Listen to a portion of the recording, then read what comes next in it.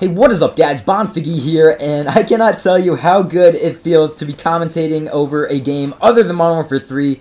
But anyways guys, this is obviously a Black Ops 2 gameplay. It's actually the world's first 100 plus kill game. This gameplay was actually linked to me, I think 4 hours after the servers went up, so definitely expect some really great gameplays from this player. I believe his name is ZVisitate, so I'll leave his channel link down in the description below. And like I said, man, if he's dropping a 100 plus kill game, and these guys, they're not casual players that he's playing against, obviously. If they're paying 200, 300, or even more in some situations to get a game early, they're obviously going to be a little bit more than a casual player or a noob. And I can stand for that because I've been playing against these guys. All the people that I've been playing against when the game was out early and everything have been tryhards, so I can definitely say that these guys, they weren't noobs, and it definitely did take a little bit of skill to get this gameplay. Although it was on Nuketown, which does make it a little bit easier to get 100 plus, I guess you could say, because it's really fast-paced, close quarters, really action-packed. That's what I like about this map, and it's really the only map that I've been playing lately. I'm going to try to get my own 100 plus kill game tonight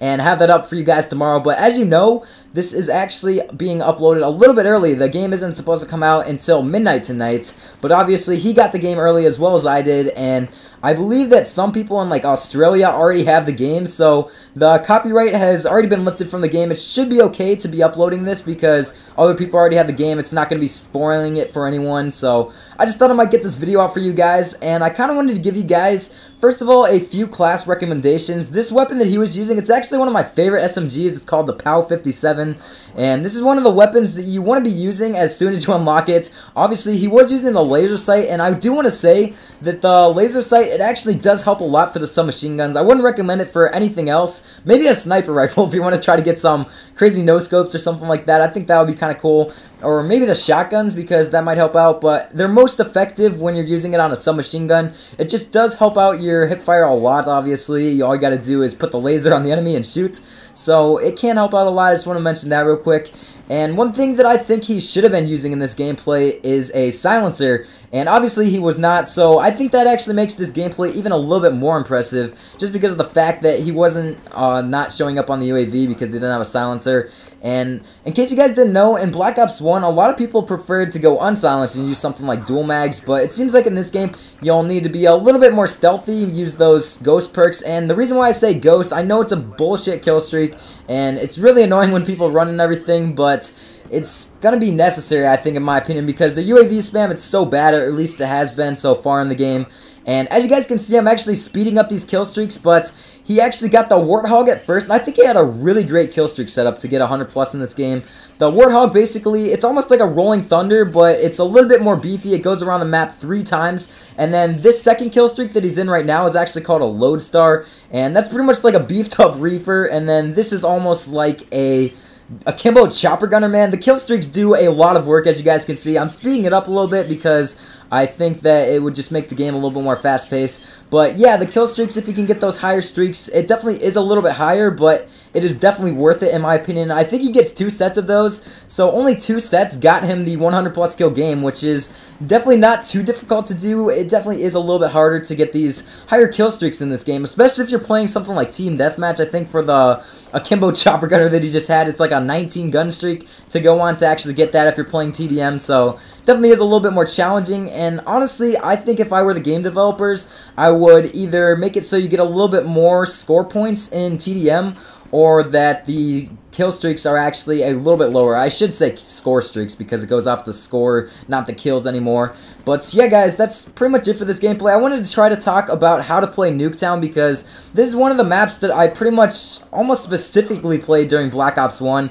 And one thing I wanted to mention, they actually have a specific playlist for Nuketown in Black Ops 2, which is something I think they should have done a long time ago. I'm really happy that they did this because it's everyone's favorite map. This is definitely my favorite map out of Black Ops 2, along with, I think it's called Raid, which is another really good map. I think there's been a couple 100 pluses on the map as well.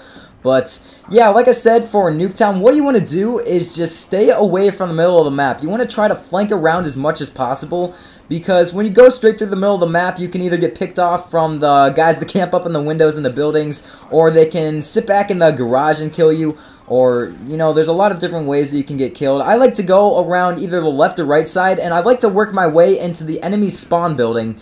and basically you can get kind of chilling there and kill the enemies. They'll keep on coming back for revenge kills, and I find that that works the best for me, man. I just want to mention that real quick. But I also wanted to go over some of my favorite perk setups for perk 1 slots, perk 2, and perk 3. So for the perk 1, obviously my favorite perk, and this is going to sound kind of newbie, but I do find it necessary, is to be using Ghost, because like I said before, the UAV spam, I mean, in this gameplay alone, there's pretty much been a UAV up the entire gameplay. The UAV spam, it's just crazy, and you want to stay off the UAV, obviously. You don't want the enemies knowing where you are, unless you're straight up crazy rushing all over the place, so that way it won't even matter. But I also like to use lightweight just because of the fact that you move a lot faster. I generally use that on the assault rifles or light machine guns, because with the SMGs I find that you already move fast enough for my liking. And then I also like to use Flak Jacket, especially on the map Nuketown, because there's a lot of explosives that can go off and just randomly kill you. Then for the perk 2 slots, there's this one called Toughness, which I find to be quite good on the assault rifles or sniper rifles. And basically what it does, it's like Hardened Pro and Black Ops 1, you just flinch less when you get shot. And then another one that is almost a necessity is Scavenger, because obviously you don't want to be running out of ammo, so I find that that works out pretty well. And then for perk 3, and one thing I should say about Scavenger is that it replenishes claymores, grenades, and bouncing betties, all those equipment sort of things. And then for the perk 3s, Awareness is basically the sound whoring perk. It's kind of like Sitrep Pro. I find that that helps a little bit. I only really like to use that in game modes like free-for-all or when I'm playing 6v6. Definitely not in ground war or anything like that, but sound, it's not that big of a deal in this game as much as it was in Modern Warfare 3. And then I also like to use Tactical Mask, because that way when you get stun grenaded, or you can get these like electrical shocks thrown at you, which totally disorient you, it definitely does help a little bit when it comes to those sort of things. But anyways guys, that's pretty much it for this gameplay. I hope you did enjoy. Please leave the video a like, because I definitely do think that this gameplay does deserve it, and subscribe if you're new, guys.